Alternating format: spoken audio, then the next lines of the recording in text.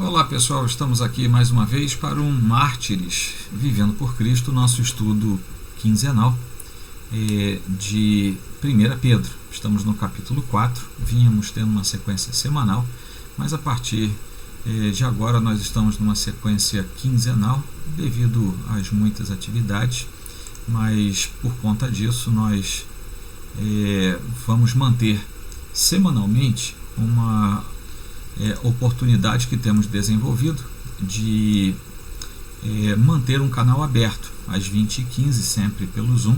Nós vamos ter o nosso canal aberto para leitura de eventuais textos e, acima de tudo, para nosso canal de bate-papo a respeito daquilo que temos tido de impressão de 1 Pedro, mas também de outras questões que eventualmente tenhamos e que possamos e queiramos ali compartilhar no nosso tempo de bate-papo. Então, às 20h15 estaremos juntos no Zoom e às 19h30, quinzenalmente, ou seja, hoje e daqui a 15 dias e assim por diante, estaremos com a liberação do link do YouTube. Hoje nós vamos estar fixando a nossa mente nos versículos 5 e 6 de 1 Pedro 4.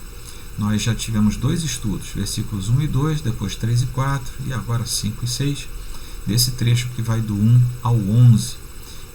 O trecho de 3:13 a 4:19 nós chamamos de o encorajamento dos santos, e esse trecho menor de 4:1 a 11 nós chamamos que sofrem mesmo sendo retos, ou seja, o encorajamento dos santos que sofrem mesmo sendo retos.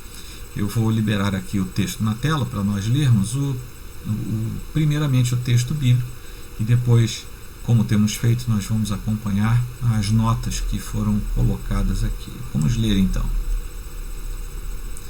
Ora, tendo Cristo sofrido na carne, armai-vos também vós do mesmo pensamento, pois aquele que sofreu na carne deixou o pecado, para que no tempo que vos resta na carne já não vivais de acordo com as paixões dos homens, mas segundo a vontade de Deus. Porque basta o tempo decorrido para terdes executado a vontade dos gentios, tendo andado em dissoluções, concupiscências, borracheiras, orgias, bebedices e em detestáveis idolatrias. Por isso, difamando-vos, estranham que não concorrais com eles ao mesmo excesso de devassidão, os quais hão de prestar contas àquele que é competente para julgar vivos e mortos. Pois para este fim foi o Evangelho pregado também a mortos, para que, mesmo julgados na carne segundo os homens, vivam no Espírito segundo Deus. Ora, o fim de todas as coisas está próximo. Sede, portanto, criteriosos e sóbrios, a bem das vossas orações. Acima de tudo, porém, tende amor intenso uns para com os outros, porque o amor cobre multidão de pecados. Sede mutuamente hospitaleiros, sem murmuração. Servi uns aos outros, cada um conforme o dom que recebeu, como bons despenseiros da multiforme graça de Deus. Se alguém fala, fale de acordo com os oráculos de Deus. Se alguém serve, faça-o na força que Deus supre, para que em todas as coisas seja Deus glorificado por meio de Jesus Cristo, a quem pertence a glória e o domínio pelos séculos dos séculos. Amém. Bom, o trecho que nos interessa para o nosso estudo, diretamente, é esse que está marcado em negrito, versículos 5 e 6, e é com base na leitura que acabamos de fazer e na sequência das informações que temos, que vamos, portanto, começar a ver o que alguns autores, alguns comentaristas deixaram para a nossa reflexão. Bom, os versículos são esses dois, que eu repito agora, os quais hão de prestar contas àquele que é competente para julgar vivos e mortos. E eu deixei aqui na sequência o versículo 6, pois para este fim foi o Evangelho pregado também a mortos, para que mesmo julgados na carne, segundo os homens, vivam no Espírito segundo Deus. Bom, Pedro vem confortar aqui os irmãos encorajando aqueles irmãos aos quais ele tinha escrito a carta, o que está lá no comecinho de 1 Pedro. Ele escreve nominalmente para 5 lugares diferentes, mas na verdade nós sabemos que era para além disso, inclusive para nós mesmos. Então, ao longo de toda a epístola, ele busca levar conforto e encorajamento aos irmãos, mesmo sendo absolutamente claro com eles a respeito do que aguardava a vida deles. Eles haveriam de padecer por causa do nome de Cristo, e assim a igreja tem também padecido por causa do nome de Cristo, às vezes de maneira física direta, muitas outras tantas de maneira ideológica, psicológica, emocional, mas o fato é que a igreja de Cristo sempre padece enquanto peregrina por este tempo. Ora, mesmo sabendo das dificuldades, mesmo sabendo das perseguições que viriam, o prêmio que é declarado pelo Senhor é infinitamente mais precioso e mais elevado do que qualquer tipo de sofrimento que eventualmente pudessem enfrentar aqueles irmãos. Pedro entende então a luta e a situação deles todos ao terem que encarar as perturbações e as injúrias, e diz a eles que os seus oponentes, aqueles adversários, aqueles mesmos que difamam, falam mal deles, porque os veem como gente esquisita, gente estranha, que não afunda com eles nos mesmos pecados, que não quer ir para o mesmo ambiente de devassidão. Então, esse pessoal é aquele que se torna oponente. Eles devem um dia se apresentar perante Cristo, que haverá de chamar esses mesmos adversários para prestarem contas de suas palavras e seus atos. O que Pedro está dizendo mantenham firme aí o coração de vocês, tenham coragem, recebam o conforto do Senhor, mas saibam que vocês vão padecer, vocês vão ter dificuldades. No entanto, entendam algo peculiar que somente os filhos de Deus entendem. Vocês podem sofrer aqui, mas haverá um tempo em que isso vai se inverter. Vocês vão entrar no descanso do Senhor, enquanto os adversários serão instados a comparecer diante do reto juiz, do perfeito juiz. Pedro, então, estimula os irmãos a não deixarem que a sua coragem se esvaia por causa daqueles que são usados pelo inimigo, e mostra que a contrapartida a tudo isso é o julgamento divino, que é a única coisa que pode nos sustentar contra todas essas investidas. Ou seja, quando pacientemente nós continuamos aguardando aquele dia, um dia de premiação e de laureamento para aqueles que forem fiéis, mas também de punição para todos aqueles que neste presente tempo nos condenam os filhos de Deus, a igreja do Senhor, por causa da sua presunção e do seu afastamento da centralidade de Deus. E haverá de ser mostrado que nós e nossa causa teremos então sido aprovados pelo próprio Senhor ao final de tudo. Pedro aqui faz uma menção a vivos e mortos, e com isso ele nos direciona a não concluirmos que vamos sofrer alguma perda se eles permanecerem vivos quando nós estamos mortos. Deu para entender? Ou seja, nós chegamos ao final da nossa vida natural e morremos. Então, puxa vida, eles ficaram vivos, eles foram premiados. Não é isso que Pedro está falando aqui, mas ele, de alguma forma, ele os classifica dessa maneira. E Calvino diz que, ao buscarmos a melhor compreensão para isso, nós devemos ler o capítulo 15 da primeira epístola de Paulo aos Coríntios. Nesse ponto exato, Pedro se refere ao juiz, e isso se encaixa perfeitamente naquele seu ensinamento que vem sendo recorrente sobre o fim dos tempos. É um ensinamento de fato escatológico, é o dia do julgamento. E isso é recorrente ao longo de toda a epístola, é uma ideia que se repete sem cessar. Há um julgamento, há um juiz, há quem vai ser julgado, há quem vai ser condenado e há quem vai ser também laureado, premiado pelos atos desse reto juiz. E as expressões são as mais diversas, como aquela que diz que a salvação está preparada para revelar-se no último tempo, 1 Pedro 1,5. também descreve Deus como Pai que julga as obras de cada homem imparcialmente, 1 Pedro 1,17, e também que julga retamente, 1 Pedro 2,23. Ou seja, Pedro repete essa ideia sistematicamente ao longo da sua epístola e nos faz ver que ele, de fato, tinha grande interesse em nos ensinar a esse respeito. No versículo diz que hão de prestar contas, e as palavras são relativas à contabilidade e aparecem com muita frequência no Novo Testamento. Para citar um caso apenas, nós vemos aquela passagem que Jesus diz aos fariseus: digo-vos que toda palavra frívola que proferirem os homens, dela darão conta no dia do juízo. Isso aqui é meio temerário e a gente nem presta muita atenção nesse texto, né?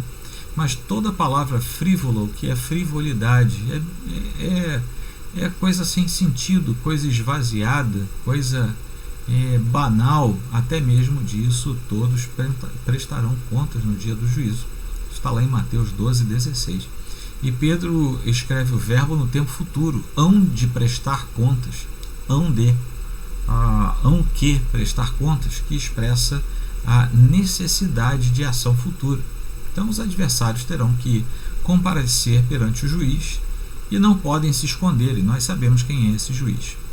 É competente para julgar vivos e mortos. Esse é um ditado proverbial. Esses itens aqui, A, B, C, eu tirei do Kistemacher. E é muito interessante que ele diz que esse é um ditado proverbial que teve origem na comunidade cristã primitiva, né? E ele dá alguns exemplos para isso. Pedro o incorpora ao sermão que pregou na casa de Cornélio, lá em Atos 10,42, quando lemos: e nos mandou pregar ao povo e testificar que ele é quem foi constituído por Deus, juiz de vivos e de mortos. E Paulo emprega a mesma relação lá em Romanos 14,9. Foi precisamente para esse fim que Cristo morreu e ressurgiu, para ser Senhor tanto de mortos como de vivos. E bem como também Paulo mais uma vez fala a Timóteo, lá em 2 Timóteo 4,1, quando ele diz assim: conjuro-te perante Deus e Cristo Jesus, que há de julgar vivos e mortos pela sua manifestação e pelo seu reino. Ou seja, essa ideia do julgamento de vivos e mortos é uma ideia de julgamento absolutamente abrangente de todas as pessoas, em todas as eras, em todos os tempos, sem que um só ser humano fique de fora disso, desse processo. Ora, quem é o juiz aí? No contexto da Epístola de Pedro, nós vamos ver que Deus o Pai, é o juiz. Está lá em 1,17 e 2,23. Mas, naquele sermão que nós lemos lá, em que nós lemos lá sobre Cornélio, né, a pregação para Cornélio, Pedro diz que Cristo é o juiz. Atos 10,42, aquele versículo que eu li ali em cima. E nos mandou pregar ao povo e testificar que ele é quem foi constituído por Deus, juiz de vivos e de mortos. Assim também como Paulo faz em suas epístolas, lemos lá em Romanos 14,9, 2 Timóteo 4,1, que são exatamente os dois outros versículos lidos. Por isso, tendo em vista ainda outras passagens, as evidências mostram que o Pai delega o julgamento a Cristo, como nós lemos lá em João 5,22 e 5,27, mesmo capítulo, nesses dois versículos 22 e 27. E o Pai a ninguém julga, mas ao Filho confiou todo o julgamento. E o 27 diz assim: e lhe deu autoridade para julgar, porque é o Filho do homem. Né? E Atos 17,31 também corrobora isso quando diz: porquanto estabeleceu um dia em que há de julgar o mundo com justiça, por meio de um varão que destinou e acreditou diante de nós, de todos, ressuscitando-o dentre os mortos. Ora, que varão é esse? Senão o próprio Jesus Cristo, né, que foi ressuscitado dentre os mortos. E aquela expressão vivos e mortos, muitos, na verdade, se perguntam se nós devemos interpretar essas palavras de modo figurativo ou literal. Mas nós temos que ver que uma interpretação que fosse figurativa, ou mais para o lado espiritual, transcendente desse texto, é uma interpretação arbitrária, porque a referência é em relação ao dia do julgamento, quando todas as pessoas, aquelas que estão fisicamente vivas e aquelas que já morreram, vão ser julgadas diante do Senhor e por Ele próprio, né? Então a frase vivos e mortos tem um sentido literal, ou seja, refere-se especificamente ao estado físico da pessoa. Além disso, Pedro também transmite a mensagem de que ninguém, quer esteja vivo ou tenha morrido, escapará do juiz, não tem como escapar de Deus, né? As pessoas pensam que vivendo dissoluta e levianamente e nada aparentemente acontecendo é sinal de que escaparam de Deus. Na verdade não é, porque o julgamento de Deus é primordialmente numa esfera diferenciada. Versículo 6, repetindo, diz: pois para este fim foi o evangelho pregado também a mortos, para que mesmo julgados na carne, segundo os homens, vivam no Espírito segundo Deus. Aqui nós lemos, foi o evangelho pregado, eu repeti aqui a palavra foi, né, o verbo foi o evangelho pregado através do verbo impessoal do grego. Esse foi pregado tem uma estrutura de impessoalidade. Então, quando usa essa forma, Pedro também indica claramente que não está interessado nem no conteúdo da proclamação. Preste atenção nisso. Pedro não está interessado nem no conteúdo da proclamação, nem nas pessoas que pregaram o evangelho. Ele está interessado apenas e tão somente no fato de que a pregação aconteceu. Ou seja, nesta altura do campeonato, Pedro sequer sugere os resultados da pregação, a não ser a ideia de que ele foi pregado com a finalidade de que vivos e mortos fossem julgados. Nesse momento aqui, Pedro não está dizendo, olha só a maravilha da pregação que gerou tantos salvos. Não, Pedro está dizendo apenas o seguinte: a pregação é a base pela qual nós podemos dizer que vivos e mortos serão julgados. E o que interessa a Pedro neste momento é apenas o aval de que, uma vez que houve a pregação, o julgamento de vivos e de mortos poderá acontecer dentro de uma justiça estabelecida. Então Pedro escreve o tempo passado para mostrar que a proclamação foi um acontecimento que aconteceu no passado, e a escolha do tempo passado é importante por causa da frase seguinte, que é também a mortos, ou seja, vai pregar também a mortos.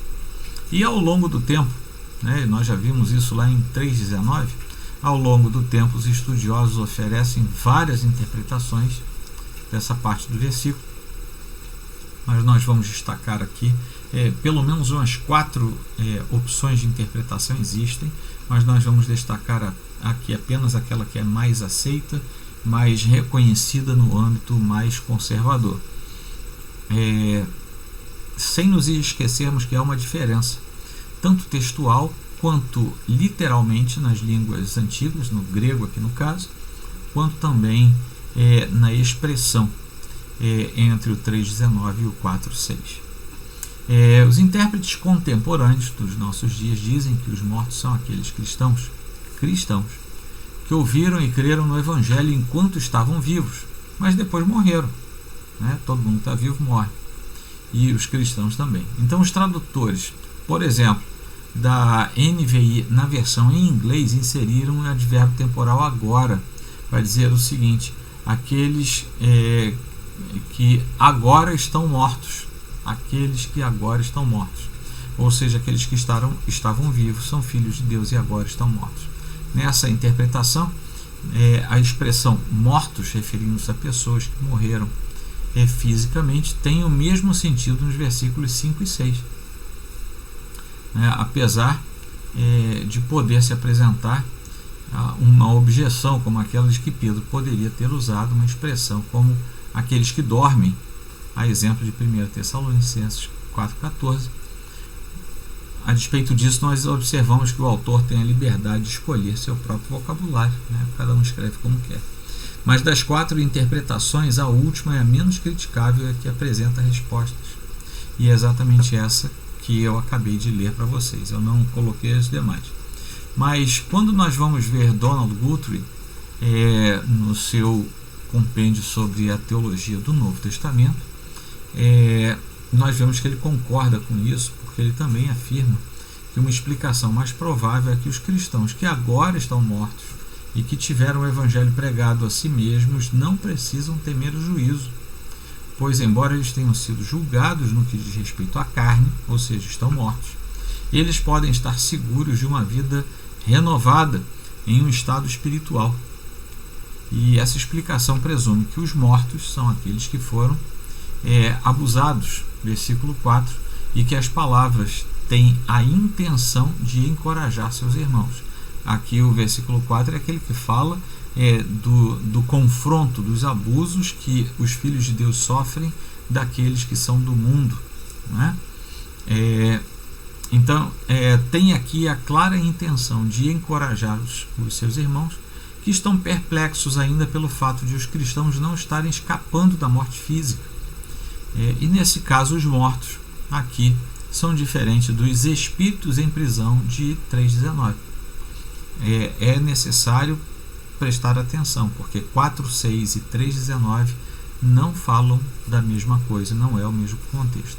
Então nós podemos concluir tanto dessa passagem quanto da outra, dessas duas aí, né, 3,19 e 4,6, que as interpretações mais prováveis não favorecem uma extensão do ministério da graça ao Hades, ou seja, aquilo que nós conversamos quando nós falamos a respeito de pregar aos mortos, aquilo tudo. Então, nessa ocasião, nós falamos bastante sobre o que eventualmente representaria tudo aquilo, e nós então chegamos à conclusão de que não havia nenhum tipo de relação direta com alguém ir e pregar aos espíritos em prisão, no sentido que muita gente fala, né? Bom, gente, aqui nós estamos chegando ao final desse tempo de reflexão, com base em alguns pensadores que têm sido o nosso esteio e têm nos trazido bastante ajuda para bem entendermos aquilo que está diante de nós e que nós queremos aprofundar, né? A leitura direta da Bíblia nem sempre nos ajuda a buscar e a obter um aprofundamento, como quando paramos e estudamos assim detalhadamente, trecho a trecho, como estamos fazendo agora. Então, gente, gostaria, portanto, de agradecer a vocês e lembrar que daqui a pouquinho, às 20h15, estaremos juntos no aplicativo Zoom, onde poderemos conversar mais um pouco. Eu desejo que você seja abençoado pelo Senhor. Até daqui a pouco.